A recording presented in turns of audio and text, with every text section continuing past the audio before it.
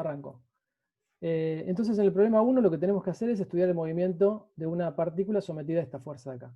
Fíjense que es una fuerza que tiene dos términos, ¿sí? Un término que va como menos k por x y otro término que es a sobre x al cubo. Claro, exactamente. La idea es calcular el potencial, ¿sí? Entonces para eso lo que tenemos que hacer es, de alguna manera, es integrar esto, ¿sí? De manera tal de que luego lo derivo y llego a esta fuerza misma de acá. Si logro encontrar un potencial U tal que ocurra eso, entonces puedo decir que la fuerza es conservativa, ¿sí? ¿Está bien? Eso está todo descrito en el PDF, luego lo pueden leer tranquilos, ¿sí? Fíjense que entonces decía que tenemos dos términos. Un término que va como menos k por x y un término que va como a sobre x al cubo. En la guía 4 vamos a ver motivación física para este tipo de fuerza, ¿sí? Para esta forma funcional particular. Pero ahora simplemente déjenme, para fijar ideas, podemos pensar que esto es un oscilador armónico, ¿sí? Fíjense la fuerza de potencial elástica, ¿sí? Acá en el primer término. Y luego tenemos un término que podríamos pensar que es como una perturbación al oscilador armónico, ¿sí? A la fuerza elástica. Así que pensemos en esa idea como para poder visualizar un poco mejor. ¿Se ve bien o se ven estas rayas de acá? Se ven las cosas. Bueno, entonces voy a cambiar de visualizador, ¿sí? Denme un segundo.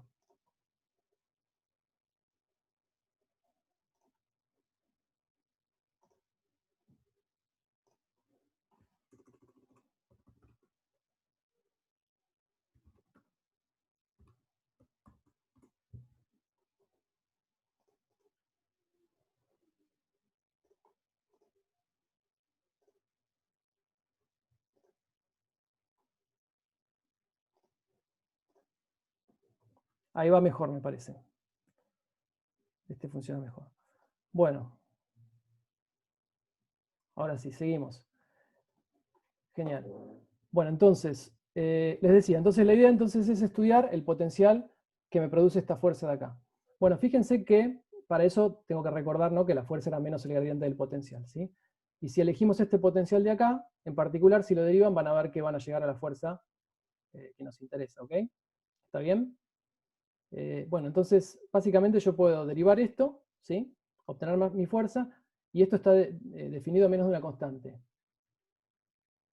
Sí, la próxima lo vamos a subir antes. Sí, esa es la idea, ¿sí? ¿Está bien? Bueno, entonces sigamos ahora con esto. Entonces, esta constante C, dijimos que es una constante arbitraria, la cual puedo tomar igual a 0 sin pérdida de generalidad, ¿sí? Así que me voy a quedar con este pedacito del potencial de acá, ¿sí? Entonces, si queremos ver más o menos qué forma tiene este potencial, eso es lo que está graficado acá. Fíjense, esta es la forma funcional, ¿está bien?, del potencial, en donde puedo ver varias cosas. Bueno, supónganse que tengo esta energía de acá, esta energía E, ¿sí? Entonces, ¿qué me dice esto? Me dice que, bueno, dependiendo de qué lado está la partícula, ¿sí?, la partícula va a estar acotada entre dos valores, ¿sí?, entre x3 y x4, por ejemplo, acá, en el lado de la derecha. ¿Está bien? ¿Sí? ¿Qué otras cosas puedo ver de este potencial? Fíjense. Si igualo la fuerza a 0, ¿sí?, puedo sacar los dos mínimos del potencial, ¿sí? La cuenta está hecha acá. Son este punto de acá y este punto de acá, x equilibrio 1 y x equilibrio 2. Y también puedo ver que tengo 4 puntos de retorno, ¿sí? ¿Qué eran los puntos de retorno? Los puntos de retorno eran los puntos donde la energía cinética se hacía 0. ¿Sí? Estos puntos de acá, el x1, el x2, el x3 y el x4. ¿Está bien? ¿Cómo hago para calcularlos? Bueno, planteo la energía total de la partícula, que es esta de acá, ¿sí? Y igual va a 0 la energía cinética, y de ahí puedo entonces despejar los puntos de retorno. ¿Está bien? ¿Hasta acá me siguen?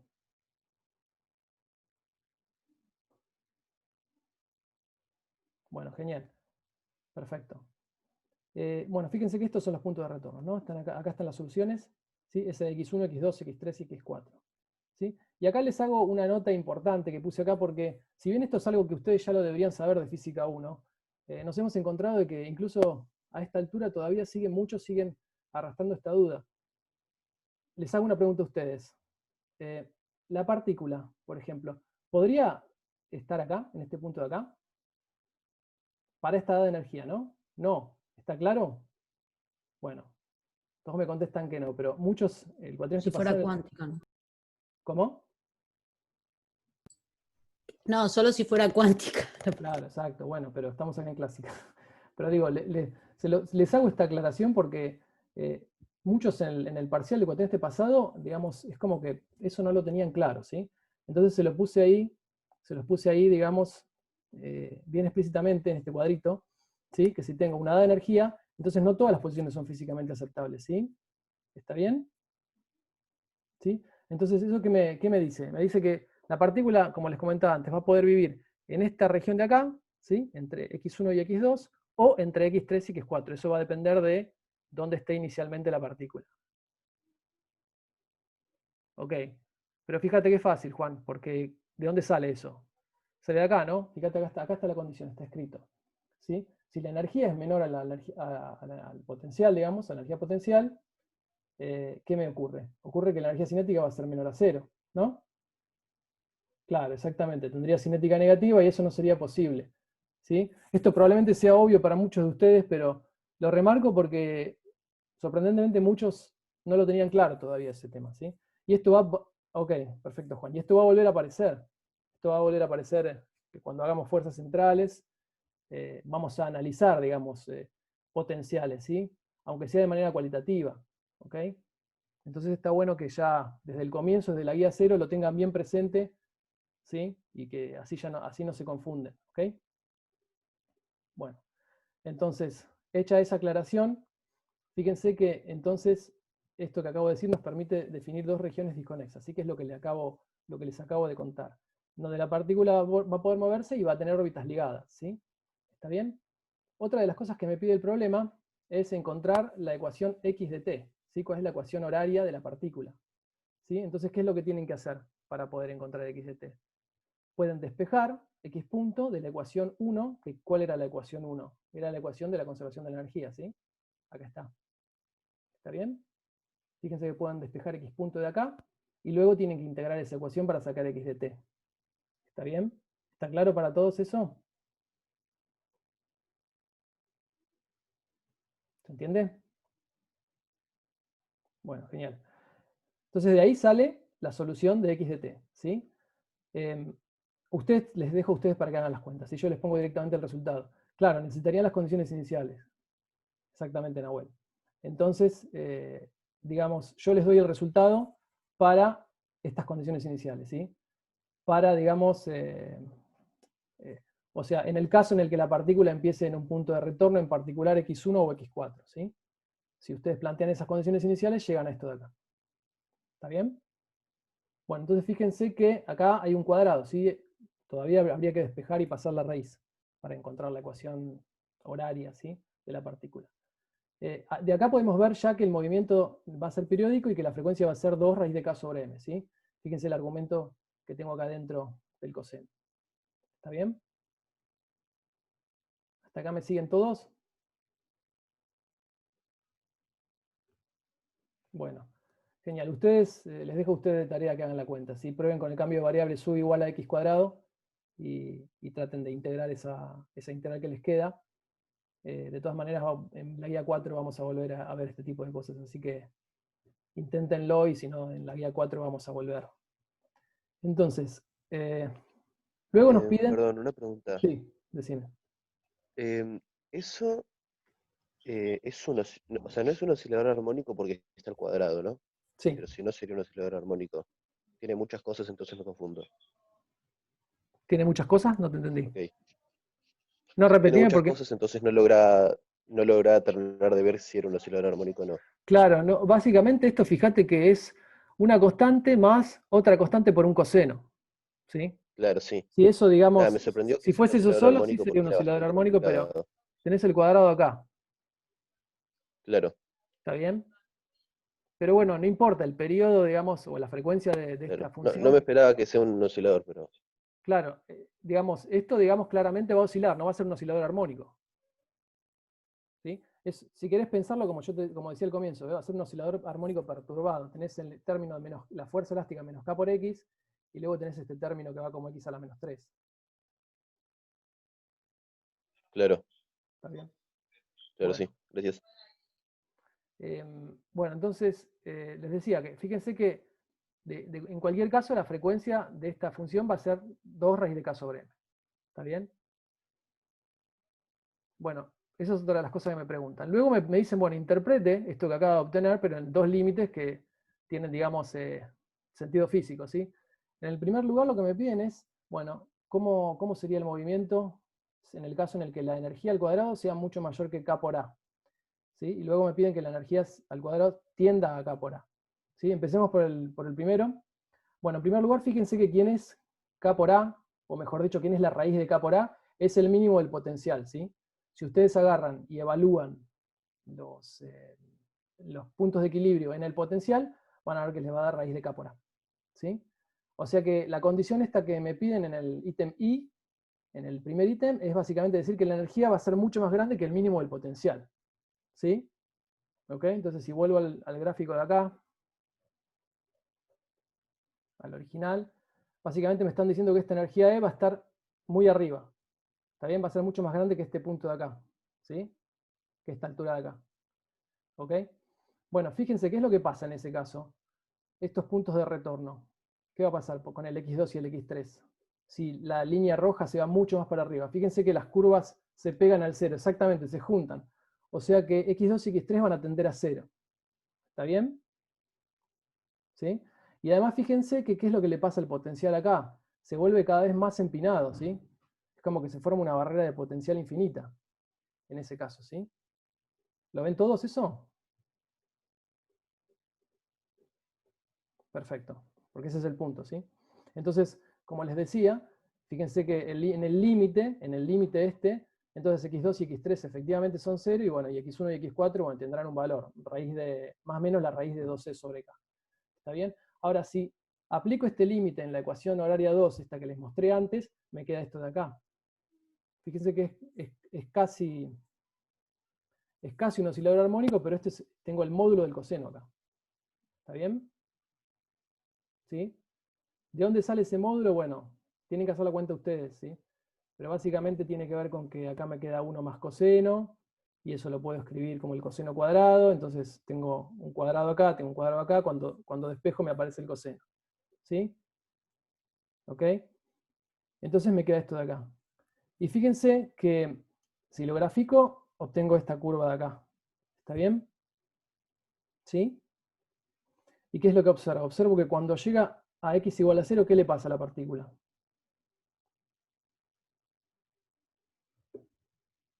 Viendo el gráfico, vuelve.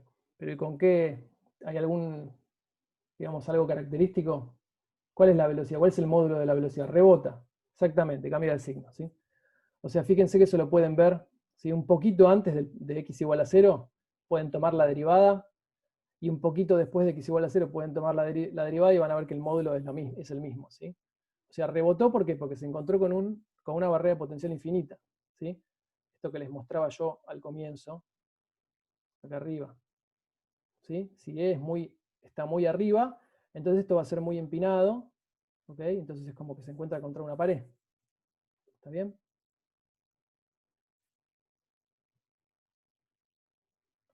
¿Eso sería cambiar de región? No, no sería cambiar de región, rebota, ¿sí? Vos estás, por ejemplo, suponete que la partícula está en el lado positivo, ¿sí? ¿Está bien? Bueno, cuando llega acá, al X3, la partícula rebota y vuelve al X4. Se queda oscilando acá. Pero ¿cuál es, digamos, la característica principal de ese movimiento? Bueno, que cuando llega acá, a X3, rebota. Entonces invierte el signo de su velocidad, pero el módulo permanece igual. Es decir, que la partícula rebota constantemente entre los dos límites. Sí, podríamos decir que rebota acá en X3, ¿sí? Y acá lo que hace es va disminuyendo gradualmente su velocidad hasta llegar a 0 y luego se vuelve a acelerar en el otro sentido. ¿Sí? Acá es más gradual. En el lado izquierdo es rebota, porque es una barrera de potencial infinita. ¿Está bien? Ok, no, bueno, esto es un problema, si querés, es un problema académico, ¿sí? Por ahora podemos pensar en que, sí, estamos analizando este límite, ¿ok? La discontinuidad, esta de acá, no, esto simplemente tiene que ver con que yo analicé todo el dominio de X, ¿está bien? Podría haber dicho, bueno, me interesa solo la parte positiva y ya está, digamos, graficaba solo una de las regiones y ya está, ¿sí?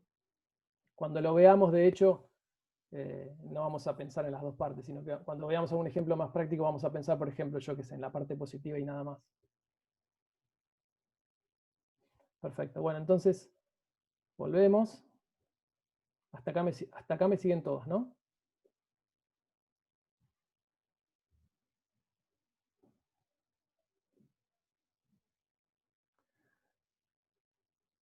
Exacto. Bueno, genial. Entonces ahora pasamos al otro límite, ¿sí? El otro límite, ¿qué me dice? Me dice que e cuadrado tiende a k por a, o sea que e tiende a la raíz de k por a, ¿sí? ¿Y qué habíamos dicho? Habíamos dicho que la raíz de k por a era el mínimo del potencial, ¿no? Entonces, vuelvo una vez más al gráfico original.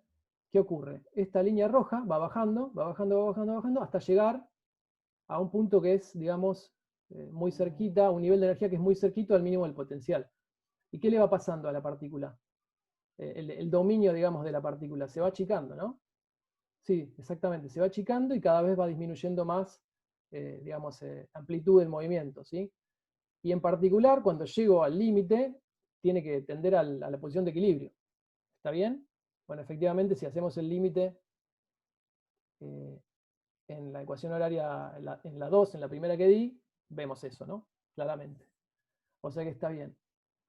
¿Sí? Y otra cosa que podemos decir que es, nosotros sabemos que si nos acercamos lo suficiente a un mínimo, ¿sí?, del potencial, la partícula, digamos, el movimiento de la partícula lo voy a poder aproximar por, o mejor dicho, perdón, el potencial lo voy a poder aproximar por un oscilador armónico, ¿no? ¿Sí? Porque voy a poder aproximarlo por una parábola. ¿Está bien? Entonces lo que me preguntan en este caso también es, bueno, calcule entonces el periodo, el periodo de las oscilaciones o la frecuencia de las oscilaciones es lo mismo para este límite en particular. ¿Está bien? Bueno, entonces, ¿qué hacemos acá? Escribimos la ecuación de movimiento, ¿sí? Y, digamos, hacemos un Taylor, ¿sí? A primer orden, y tratamos de llevarlo esto a la forma de la ecuación de un oscilador armónico. ¿Está bien hasta acá? ¿Me siguen?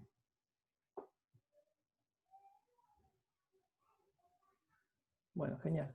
Entonces, la fuerza va a ser menos k por x más a sobre x cubo, ¿sí? Y eso va a ser igual a la masa por la aceleración, ¿no? Entonces, de acá puedo escribir la ecuación de movimiento de la partícula, ¿sí? Bueno, entonces, dado que el movimiento va a ser alrededor del equilibrio, puedo decir que el x va a ser el x de equilibrio más un apartamiento, ¿sí? Ahora, como el x de equilibrio es constante, cuando derivo dos veces, la aceleración va a ser igual a la derivada segunda del apartamiento, ¿sí? Bueno, si defino esta cantidad, epsilon, que va a ser básicamente el cociente entre el apartamiento y la posición de equilibrio, puedo escribir la x de esta manera, ¿sí? Y sustituir en la ecuación 3, y me queda esta ecuación de acá, ¿sí? Luego puedo hacer Taylor y llevarlo a la ecuación del oscilador armónico. Y veo que efectivamente de vuelta la frecuencia en este caso también será 2 veces raíz de k sobre m, ¿sí? ¿Está bien? ¿Se entiende? Ese epsilon lo definís porque sabes que te va a servir. Este epsilon simplemente yo podría haber no definido nada y podría haber escrito todo en función de delta x sobre x de equilibrio y ya está. Que va a ser una cantidad pequeña. Lo defino de esa manera para que cuando cuando hago el Taylor, que me quede como más prolijo, ¿sí? 1 más epsilon a la menos 3, lo puedo aproximar como 1 menos 3 epsilon, ¿sí? Si no hubiese escrito todo esto acá abajo. Lo importante es tener una cantidad pequeña sobre la cual hacer el desarrollo, ¿sí? ¿Se entendió? ¿Tommy? Perfecto. Bueno, genial.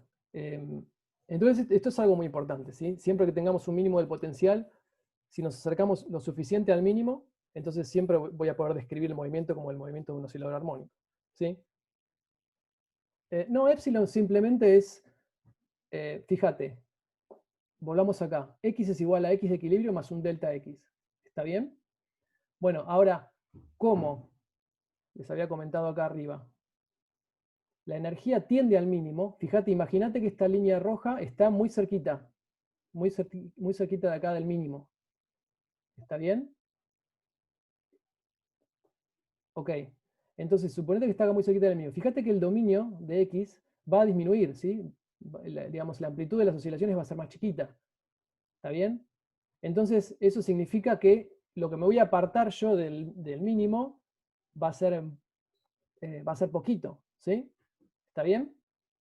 Ahora eso lo puedo cuantificar de esta manera, haciendo el cociente. Digo que el delta X sobre el X de equilibrio me va a dar una cantidad que va a ser mucho menor que 1. ¿Está bien? ¿Se entiende, Pau? Perfecto. Entonces esta cantidad va a ser mucho menor que 1. Si esta cantidad es mucho menor que 1, y yo tengo esta función 1 más epsilon a la menos 3, bueno, utilizando que epsilon es mucho menor que 1, puedo hacer un Taylor a primer orden. Perfecto, listo. Ya está. Bueno, y les queda a ustedes hacer las cuentas, ¿sí? Llevarlo de esta forma a la ecuación del oscilador armónico. ¿Está bien? Bueno, ¿se entendió? Pasamos al siguiente ejercicio. ¿Alguna duda de este antes de pasar al siguiente?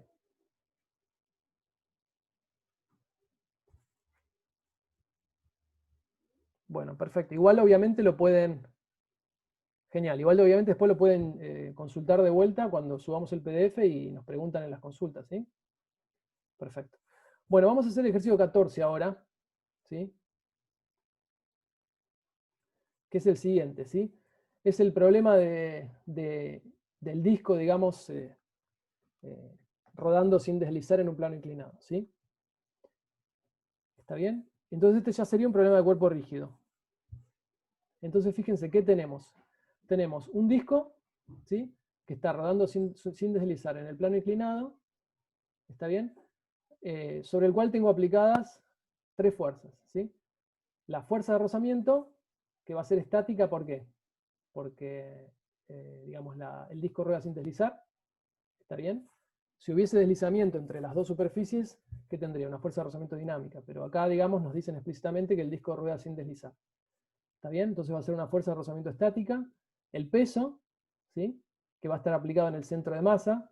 Recuerden que uno podía pensar, ¿sí? Que el peso iba a estar aplicado en cada diferencialito de masa del cuerpo, pero si después uno pensaba en la resultante de todos esos digamos, pesos diferenciales, esa resultante iba a estar aplicada en el centro de masa, ¿sí? Así que puedo pensar que la aplico directamente en el centro de masa, y luego voy a tener aplicada la normal, está bien que va a estar aplicada en el punto O, acá no puse O, después lo arreglo y lo subo en la nueva versión, pero el punto O va a ser el punto de contacto entre el cilindro y el plano inclinado. ¿Está bien hasta ahí?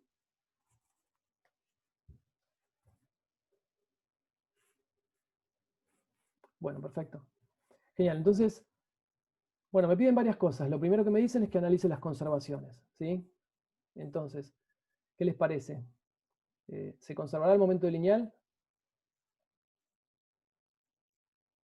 Ese es fácil, ¿no? De ver que no, ¿sí? El centro de masa del cuerpo va a estar acelerado, ¿sí? Entonces no se va a conservar el momento lineal, ¿sí?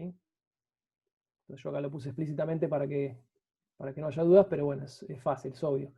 Después, en el momento angular, ¿qué pasará? Bueno, pasará lo mismo, ¿está bien? Si me paro en distintos puntos y pienso en la suma de los torques, bueno, voy a llegar a la conclusión de que no voy a lograr anular los torques externos, ¿sí? Entonces tampoco se va a conservar el momento angular. Pero ¿qué pasa con la energía mecánica? ¿Qué les parece? Que sí se va a conservar, ¿no? Bueno, fíjense, ¿por qué se conserva la energía mecánica? Primero tenemos que pensar en cuáles son las fuerzas no conservativas. ¿Sí? El peso me olvido porque es conservativo, así que me olvido de ese y pienso en las otras dos fuerzas que son no conservativas, ¿sí? La fuerza de rozamiento y la normal. Bueno, fíjense que la normal siempre va a ser perpendicular al desplazamiento, ¿no? Entonces, por definición, digamos, de trabajo, esto me va a dar 0. ¿Y qué pasa con la fuerza de rozamiento? ¿Cuánto vale el desplazamiento de la fuerza de rozamiento? ¿Esto lo tienen claro todos? ¿Lo ven claro todos? ¿Por qué? Es porque es estática. Claro, porque es estática y porque va cambiando punto a punto, ¿sí? ¿Está bien? Claro, exactamente. Ahí, exactamente. No debería haber trabajo porque, bueno, porque estoy, digamos, bajo la suposición de condición de rodadura. ¿Está bien? Entonces tampoco hace trabajo la fuerza de rozamiento, ¿sí? Bueno, entonces se conserva la energía. ¿Ok? Eso lo vamos a usar después. Bueno, entonces, repaso rápido de... No te cierra bien. ¿Por qué? Bueno, pensá que punto a punto, ¿sí? O mejor dicho, tiempo a tiempo, el punto de contacto entre el cilindro o el disco, como quieras, y la superficie no es el mismo, ¿no? Va cambiando constantemente. Entonces no hay un desplazamiento de esa fuerza, sino que es una fuerza de rozamiento estática distinta en cada instante de tiempo. ¿Está bien, Pau? Ok, genial. Igual pensalo, ¿sí? Y claro, exactamente. Eso vale punto instante a instante, ¿sí? Bueno, entonces hacemos un pequeño repaso de rígido. ¿Qué teníamos que plantear para resolver el problema de rígido? Bueno, eran tres cosas, ¿sí? Las que planteábamos. Primero la fuerza, la ecuación de Newton, ¿sí? ¿Está bien? Para poder, digamos, escribir la ecuación de movimiento del centro de masa.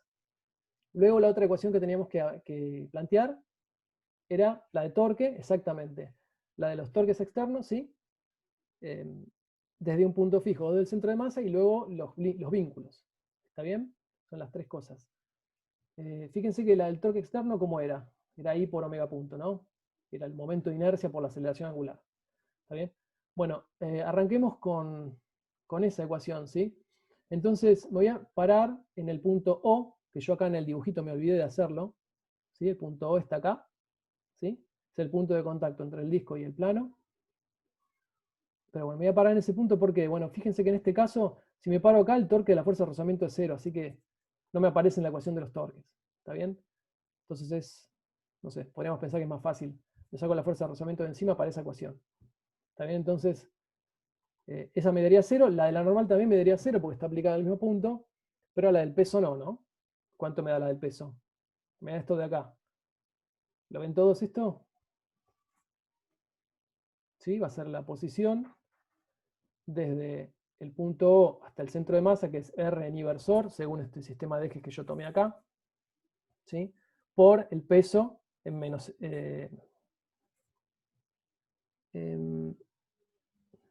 sí, bueno, eso. ¿Está bien? Bueno, entonces me da esta cosa de acá, ¿sí? ¿Qué más? Y acá hay un punto importante, ¿sí? Fíjense que el I0, ¿cuánto va a valer? Va a valer el I del centro de masa más mr cuadrado. ¿Por qué? Porque estoy tomando el punto O. Es decir, que estoy utilizando el teorema de los ejes paralelos. ¿Está claro para todos eso? Porque eso también generó ciertas dudas, me acuerdo. ¿Sí? Ojo con eso, ¿sí?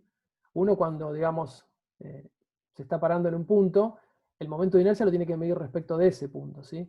Y típicamente lo que me dan, esto se lo deberían acordar de Física 1, es el momento de inercia desde el centro de masa. Entonces uno tiene que trasladar ese momento de inercia al punto donde yo me estoy parando, ¿sí? ¿Está bien? Bueno, bueno, entonces por otro lado, la ecuación de movimiento del centro de masa va a ser la siguiente, ¿ok? Y fíjense que tenemos tres incógnitas, ¿no? Tenemos la aceleración del centro de masa, omega punto, y la fuerza de rozamiento. Y solo planteamos dos ecuaciones, ¿sí? Está clara esta ecuación, ¿no? De fuerza de rozamiento menos la componente del peso en esa dirección. ¿Está bien? Entonces, bueno, entonces voy a plantear la que me falta, que va a ser la ecuación de vínculo. Y para la ecuación de vínculo lo que típicamente usábamos en rígido era la ecuación, digamos, del campo de velocidades del rígido, ¿no? Y en este caso particular, como hay rodadura, puedo poner que la velocidad del punto O va a ser cero, ¿sí? Entonces, básicamente a lo que voy a llegar es que B es igual a omega por R, ¿sí? ¿Está bien? Entonces, si derivo esa ecuación, me va a quedar que A, el módulo de la aceleración, va a ser el módulo de omega punto por R. ¿Sí? ¿Me siguieron hasta acá?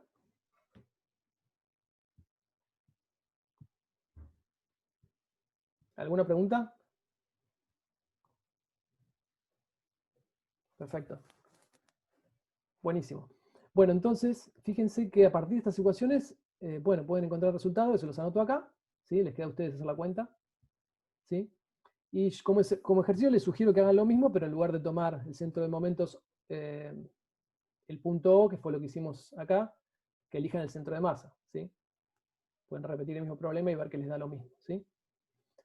Bueno, el punto siguiente nos pide entonces saber, nos piden calcular cuánto vale la velocidad lineal y angular del disco al llegar al suelo, asumiendo que la altura inicial del centro del disco es h. La condición para que el disco toque el piso, entonces, ¿cuál va a ser? O sea, ¿qué tengo que pedir? Para que el disco toque el piso tengo que pedir que la altura sea r, ¿no? Fíjense en el dibujito acá, ¿sí? Inicialmente el centro de masa está a una altura h del piso, y cuando toca el suelo está a una altura r. ¿Lo ven? Se ve muy fácil el dibujo, ¿no? Bueno, genial. Entonces eso es lo que tengo que pedir. Si esa va a ser mi condición para que toque el suelo, ¿sí? Bueno, esto fíjense que podríamos resolverlo agarrando estas dos ecuaciones de acá e integrando. ¿Está bien? ¿Sí? Pero bueno, lo podemos hacer con conservación de la energía, que es más fácil, ¿sí? Bueno, no sé si es más fácil, pero aprovechamos el hecho de que se conserva la energía y lo hacemos de esa forma, ¿sí? Entonces, ¿qué tenemos que hacer? Tenemos que escribir la energía cinética del cuerpo rígido. Entonces acá les recuerdo cómo se escribía, y bueno, si les aclaro, si no se acuerdan bien cómo era esto, que no se preocupen, que en la guía 5 lo vamos a volver a ver. Pero básicamente, ¿qué había que hacer? Bueno, sabemos que tenemos un término que va a ser el término de energía cinética de traslación y un término que va a ser un término de rotación, ¿sí? El término de traslación va a ser básicamente la energía cinética de un punto O', ¿está bien? Y luego, digamos, voy a tener el término de rotación, que va a ser la rotación respecto de ese punto O', ¿está bien? El punto O', digamos, si lo teníamos que elegir, que sea el centro de masa o un punto fijo del cuerpo rígido. Si elegíamos eso, entonces la energía cinética del cuerpo rígido iba a tener esta forma de acá. ¿Está bien? ¿Eso les parece razonable? ¿Se acuerdan? ¿O les parece raro? ¿Me creen, digamos?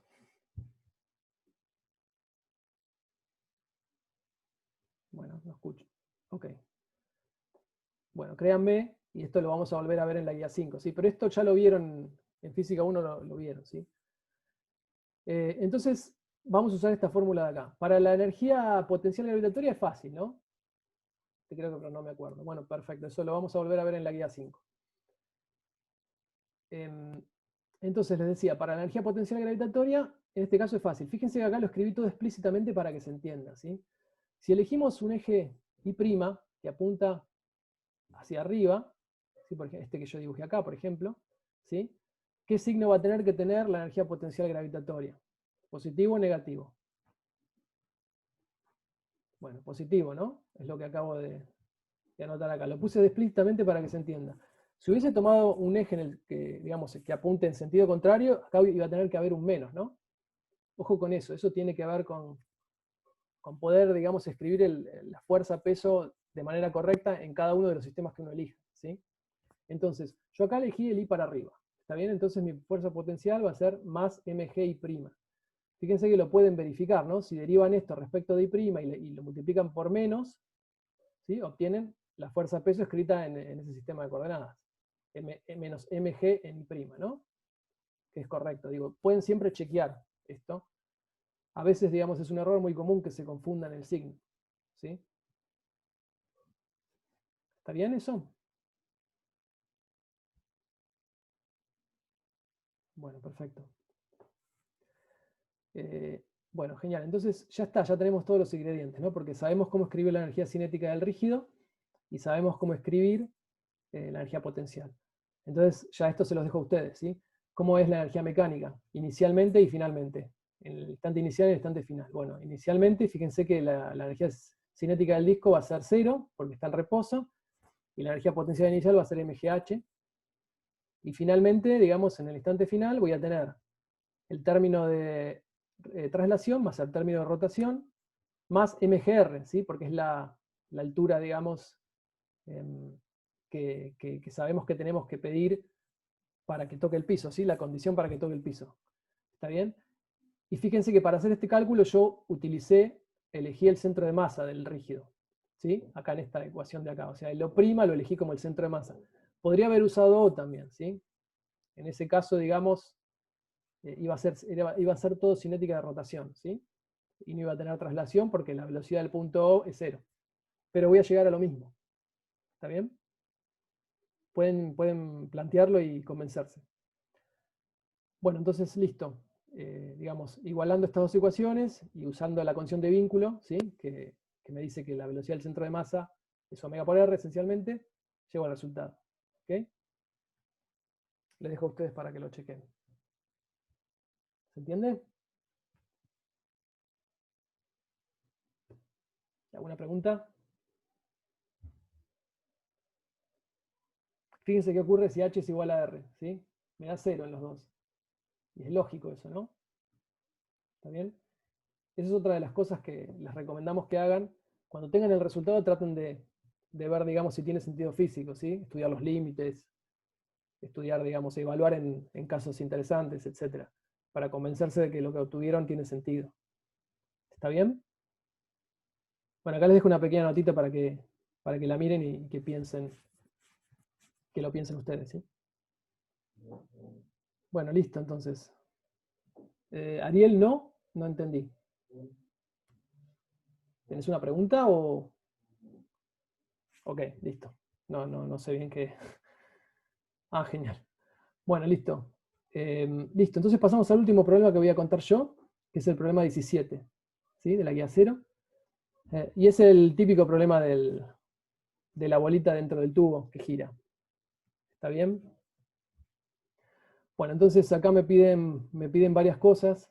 En primer lugar, lo que me piden es calcular las conservaciones, ¿sí?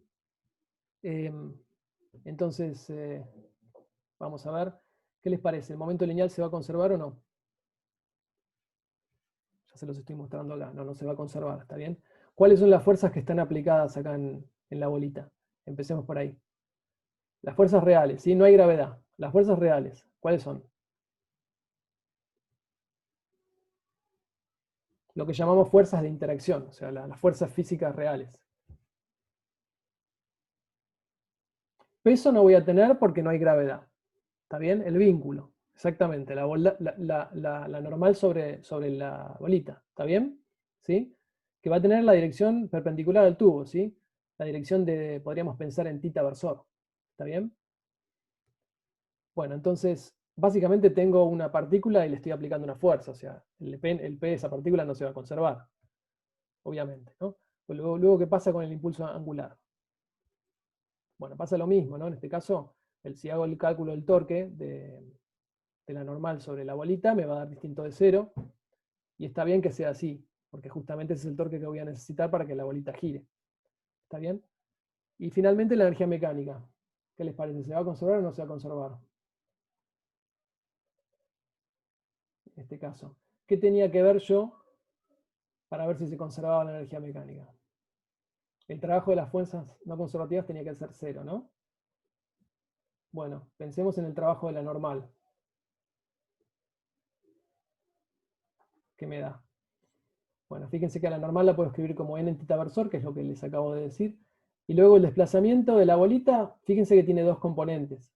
¿Está bien? La bolita se puede mover tanto en R, ¿sí? En esta dirección, ¿está bien? Pero también tiene una dirección tangencial, ¿sí? Entonces eso lo escribo de esta manera. Exactamente, ejerce trabajo, por lo tanto no se va a conservar, ¿sí? Esto lo escribo de esta manera, ¿sí? El dl lo escribo como una componente en R más una componente en θ versor, ¿sí? Lo que se desplazó tangencialmente y lo que se desplazó radialmente. Si hacemos la cuenta, obviamente el primer término, como este es el producto escalar, me va a dar 0, el segundo término me va a dar distinto a 0, entonces tampoco se conserva la energía. ¿Está bien? Bueno, ¿cómo resolver este problema? Uno podría pararse en el sistema inercial, o sea, hacer todas las cuentas de afuera, totalmente lícito. Lo pueden hacer. Yo lo que voy a hacer va a ser pararme en el sistema rotante, ¿sí? Que es como también lo habían hecho en Física 1 ustedes. ¿Cuál es la idea? La idea es pararse en el sistema que rota con el tubo, Y en ese sistema van a aparecer fuerzas no inerciales. ¿Está bien? ¿Sí? O sea, estas fuerzas no inerciales no son más que efectos inerciales que se producen como resultado de la rotación. ¿Sí? Pero que vistos desde el sistema rotante, dan la impresión a ese observador de que aparecen nuevas fuerzas. ¿Está bien? Entonces ahí es donde aparecen la fuerza de centrífuga, la fuerza de Coriolis, etc. ¿Sí? ¿Me siguen hasta acá?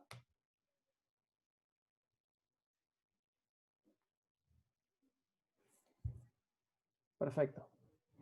Bueno, entonces, dije que me voy a parar entonces en el sistema rotante. ¿Sí?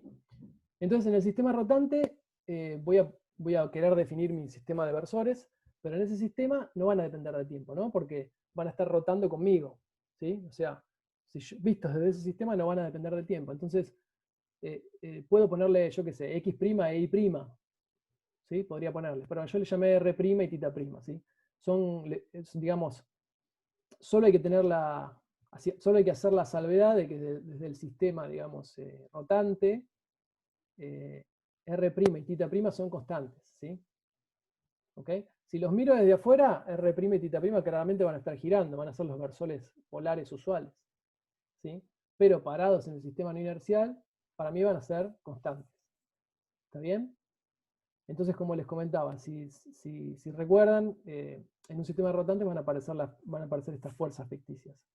¿Está bien? ¿Cómo podemos hacer para calcular esas fuerzas ficticias? Bueno, lo que se hace normalmente es, lo que hay que estudiar es cómo varía, ¿sí?, la derivada de un vector visto desde cada uno de los sistemas, ¿sí? Desde el sistema inercial y desde el sistema rotante. ¿Cuál es la relación? Eso es lo que se conoce como teorema de la derivada relativa. ¿Sí? Así que lo pueden buscar también. Pero básicamente, ¿qué voy a tener? Voy a tener esta relación, ¿sí? ¿Sí? Voy a tener que la derivada del vector posición en el sistema inercial va a ser la derivada del vector posición en el rotante más omega por r. ¿Sí? Y este es el término que va a dar lugar a las fuerzas, digamos, a las pseudo fuerzas, ¿sí? A las fuerzas de inercia. ¿Está bien? ¿Sí? Acá, digamos, les hago una pequeña notita porque esto a veces genera dudas. ¿Qué significa B y B'? Bueno, B está claro, ¿no? Es básicamente, son la derivada, digamos, piensen en cartesiana, ¿sí? Son las derivadas, digamos, de cada componente escrito en ese sistema por los versores del sistema. Y el B' es lo mismo, las componentes, digamos, del vector en ese sistema, ¿sí?, por los versores de ese sistema. Que en este caso, ¿sí?, yo los voy a estar viendo como fijos. En realidad yo sé que dependen del tiempo, ¿sí? Pero si escribo el B', lo voy a escribir de esta manera. ¿Está bien eso? Eso es para que lo piensen, ¿sí? Desde ese prima se mueve solo... no entiendo la pregunta. Se mueve solo en R. Ok, sí, exacto. Desde ese prima se mueve solo en R. ¿Sí? Porque yo estoy parado en el tubo y estoy mirando a la partícula y yo voy a ver que se mueve en R. ¿Está bien? Pero bueno, nada, esto que les comentaba es cómo llegar a la ecuación, digamos, que vamos a utilizar, a la ecuación de Newton, si quieren, modificada con las fuerzas de inercia, ¿sí? Esto piénsenlo. Yo podría haber dicho directamente esto de acá abajo y ya está. ¿Sí? La posición del sistema rotante sería... ¿A qué te referís con Rx'?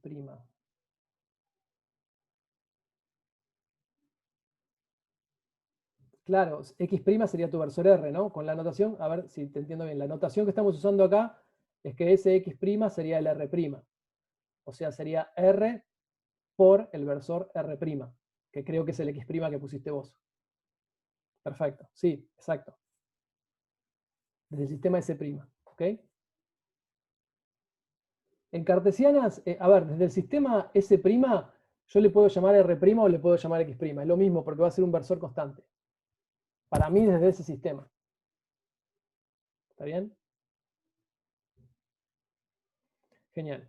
Bueno, entonces, fíjense que, entonces volvamos un poquito a lo que decía antes, van a llegar a esta relación, ¿sí? Es cómo se relacionan las velocidades entre los dos sistemas. ¿Está bien? Si multiplico por la masa y derivo, voy a tener la ecuación de Newton de fuerzas de interacción en el término que me va a dar m por a, ¿sí? Que va a ser esta f de acá. Y luego voy a tener un término que va a ser m por a', que va a ser esta f' de acá. ¿Está bien? Y luego voy a tener la derivada de todas estas cosas de acá, ¿sí? Que me van a dar la fuerza de inercia. ¿Está bien? Entonces ahí puedo, digamos, obtener cuál sería la fuerza que observa un observador que está en S', ¿sí? Entonces van a ser básicamente las fuerzas de interacción más 3 fuerzas de inercia. Sí, la de Euler tenía otro nombre. Ahora no recuerdo, pero sí.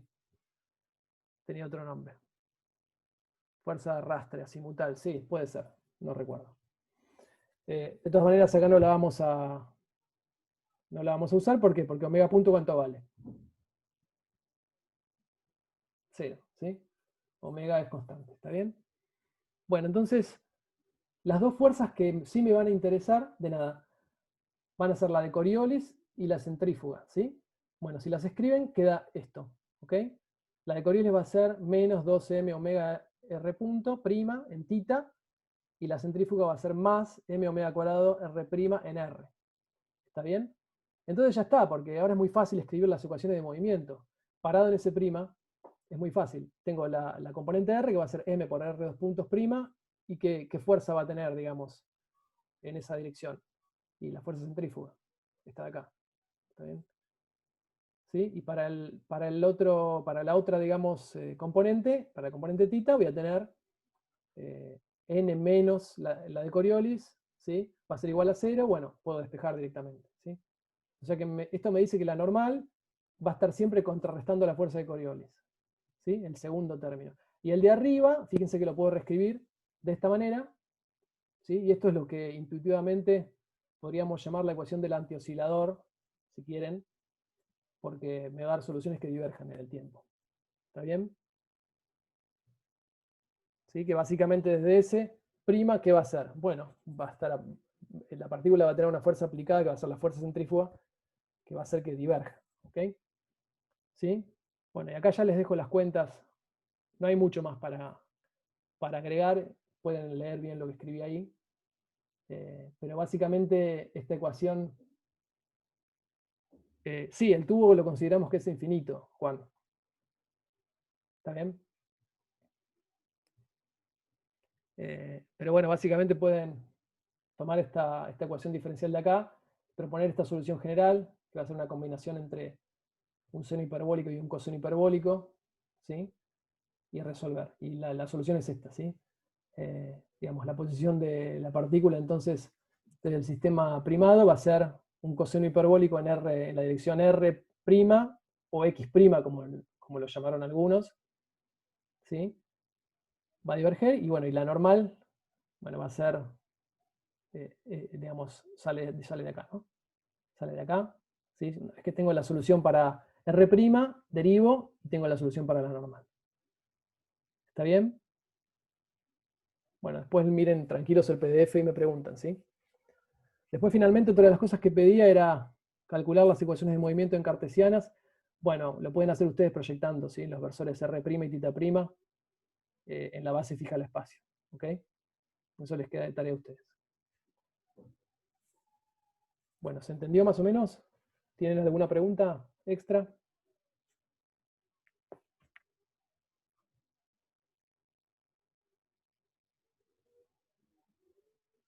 Bueno, perfecto. Bueno, como les decía, obviamente, genial. Entonces, obviamente, después vamos a subir el PDF, lo pueden mirar tranquilos y nos preguntan, ¿sí? Me preguntan en las consultas. Bueno, míralo tranquilo, Juan. Léelo tranquilo y después me preguntas, ¿sí? Con esto y con lo que va a explicar ahora Luciana, ya cerramos la guía 0, ¿sí? Yo fíjense que pasé del 1 al 14. Los ejercicios que están en el medio no son muy difíciles, ¿está bien? Plantéenla y bueno, ya pasamos a la guía siguiente, ¿sí?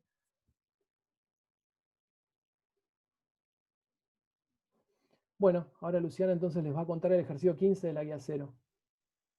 Bueno, a ver.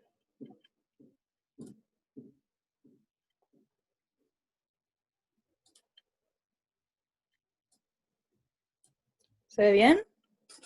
Sí, perfecto. Muy bien. Esperen que acomodo un poco. Bueno, el ejercicio, vamos a hacer el ejercicio 15, que es hallar el vector velocidad y el vector aceleración en coordenadas cilíndricas y esféricas. Sé que en física 1 ya lo habrán visto, así que vamos a hacer un repaso. A ver, me pongo acá. Esperen que no veo la pantalla.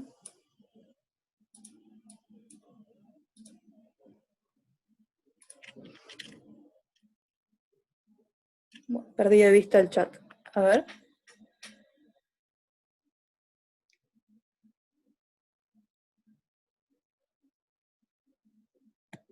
Ahí se escucha bien.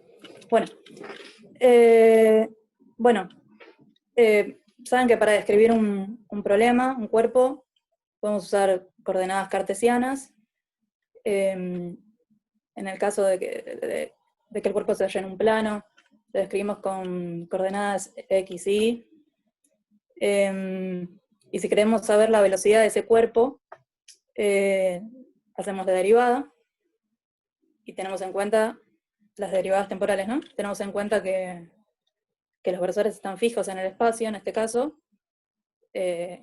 Lo único que nos importa es cómo van cambiando esos diferenciales, ¿no? Estas posiciones. La aceleración lo mismo. Ahora, para algunos problemas es conveniente usar coordenadas polares, como vimos el 15, que me preguntan qué ejercicio estoy por hacer. El 15, vamos a hacer coordenadas cilíndricas y esféricas. Bueno, como vimos en el problema anterior, era conveniente usar coordenadas polares en vez de cartesianas. Eso va a depender mucho de las fuerzas que estén en juego. Entonces, esto es un repaso de lo que ya vieron en Física 1. Para ver coordenadas polares lo que tienen de bueno es que tenés que los versores son siempre normales al movimiento del cuerpo, y otro que es tangencial. El normal es el que definí como R versor, y el tangencial como phi versor. Ahora, para que estos componentes siempre sean normales o tangenciales al cuerpo, son versores que cambian con el tiempo, ¿no? Acá les dejé esto que vengo acá. Acá les dejé cómo son las proyecciones en X versor y en Y versor. Díganme si esto les suena familiar, yo creo que sí. A ver. Sí, muy bien. Entonces, cuando quiera ver la velocidad, voy a tener que derivar ahora lo que es el versor R. Porque son versores, bueno, como le digo, que cambian con el tiempo. Entonces, si derivo el versor R, ya puse acá la expresión directamente, se puede ver fácil haciendo las derivadas de coseno y de seno, y van a ver que les queda esta expresión. Entonces esto ya les suena familiar seguramente, que es que te queda la velocidad, una que es normal, ¿no? Y otra que es tangencial. Después, para sacar la aceleración, hay que, volver a derivar por partes. Tenemos la velocidad, hay que hacer todo el cálculo, pero es muy sencillo, solo usando estas relaciones que ya vieron. Y se llega a lo que ya conocen, que es una expresión que tenga una aceleración que sea normal y otra que sea tangencial. Y están estos cuatro términos bastante familiares, que ya vieron un poco en el problema anterior, donde tenés lo que sería la parte centrípeta, que es este término, y la tangencial. En general, por ejemplo, en el caso de un péndulo, tenemos que la aceleración, este término es cero, ¿no? Todo lo que es los términos que dependen de R, y nos quedan estos términos centrípeta y angular. O en el caso que vimos en el anterior, R dependía el R no era fijo, así que eran importantes estos términos. Ahora, si queremos ver algún problema que sea en cilíndricas, lo que vamos a usar es, en el plano XY vamos a usar estas coordenadas, y en el plano Z, la del sistema cartesiano. O sea que simplemente es hacer un cambio de X y Z a reversor, phi y Z. Todo lo que sea el término este de derivar R versor y R ya lo vimos, y bueno, y Z es como el versor Z no cambia con el tiempo, simplemente es derivar Z, y les queda ya esta expresión. Chequen ustedes que está todo bien los signos. Es muy importante el tema de los signos, no se vayan a olvidar. A ver. Y ahora lo que vamos a ver es cómo hacer coordenadas esféricas, que es un poquito más problemático, va un poco más largo. Y es pasar de... Este lo vieron también, ¿no? Esféricas en física 1. ¿Ahora el chat? Sí, muy bien. Entonces saben que es pasar de X y Z a poder describirlo con R, que es la distancia. O sea, es X cuadrado más Y cuadrado más Z cuadrado raíz. Y con dos ángulos. Estos ángulos, uno vive en lo que sería el plano XY, y recorre entre 0 y 2π. Y el otro va entre 0 y π.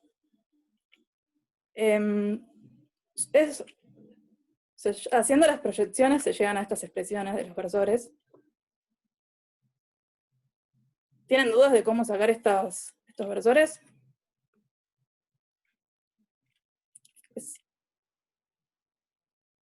No. Bien, es proyectar. Lo que es importante siempre ver es que los versores que las coordenadas son unitarias y ortogonales. O sea que si hago R por R,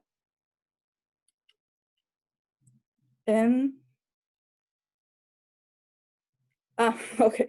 Bueno, sí, a veces en este gráfico que encontré acá usan pi para el plano. Así que cuidado con el libro que usan.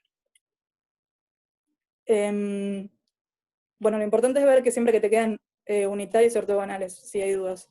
Unitarios es ver que el versor consigo mismo, el producto escalar consigo mismo te dé 1, y que los productos escalares entre los versores te dé 0. Entonces, queremos ver un poco lo mismo que antes, es ver el tema de la velocidad y la aceleración, y nos pasa lo mismo, ¿no? Hay que derivar lo que es el versor R. Ahora, si yo quiero derivar lo que es el versor R, derivarlo con respecto al tiempo, ¿no? Me tengo que meter en hacer muchas derivadas por partes. Entonces vamos a hacer algo más sencillo, que es expresar lo que es la derivada total como una suma de las derivadas parciales. Entonces tenemos esta expresión, la puedo poner así, como es la derivada, o sea, las derivadas por partes es cómo depende cada componente, ¿no? Con respecto al tiempo, o este truco. Y nos queda esta expresión. Bueno, y esto se puede sacar más fácil, lo que es la derivada del versor R con respecto a θ. De acá salen, esto lo pueden hacer ustedes, reemplazadas y ya está, y llega a esta expresión,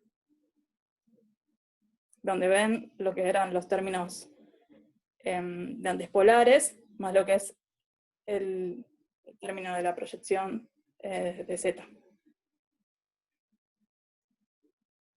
Ahora, de acá para sacar lo que es la aceleración, van a quedar un montón de términos.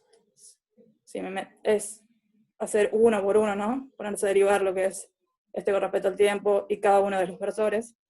Y para hacer la derivada de los versores de θ y de phi, es un poco este mismo truco. para eso entonces voy a tener que usar todo lo que son las derivadas parciales. Acá se las dejo todas anotadas. Pueden chequear que no me haya equivocado signos y cosas, de algún libro igual. Se las dejo anotadas para que les sirva. Reemplazás todo y bueno, y te queda toda esta expresión hermosa, grande, donde en general en muchos de los problemas que vamos a ver hay términos que se van a cancelar.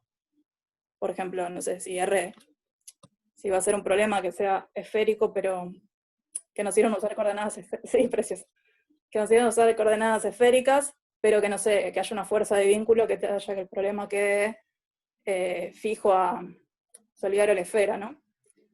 Entonces, no sé, R, dos puntos se va a cancelar, R punto también, va a haber un montón de expresiones que se van a ir. Así que no se asusten, en general se simplifica mucho. Pero bueno, son expresiones que convienen un poco acordárselas, un poco de memoria, algunas cosas, pero que si no se pueden deducir fácil. No, siempre es eso, es ver que sean ortogonales, unitarias. Así que no sé, alguna duda, yo les voy a dejar el PDF para que puedan chequear, pero consulten con algún libro el tema de los símbolos, de los signos. Y cuidado si usan tita y phi distinto.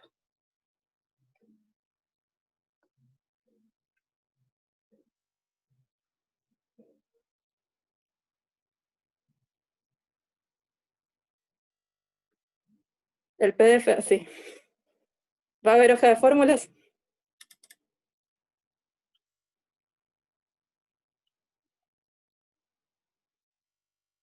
Sí. Bueno.